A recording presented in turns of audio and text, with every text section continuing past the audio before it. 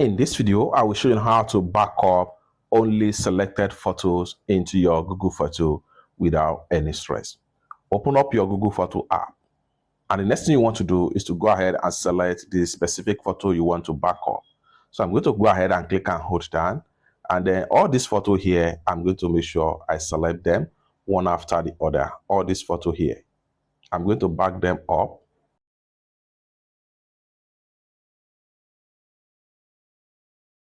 Having selected all the specific photo you need to back up, come down below right here and then make sure you slide this way until you see backup. Then go ahead and click on backup right here. You can see uploading 48 items. All you have to do is to allow all the backup to run completely and you are done. It's that simple. For more useful tutorial, tips and tricks about how to use your Google Photo app, consider to subscribe. Thank you so much for watching and I hope to see you in my next video. Bye for now.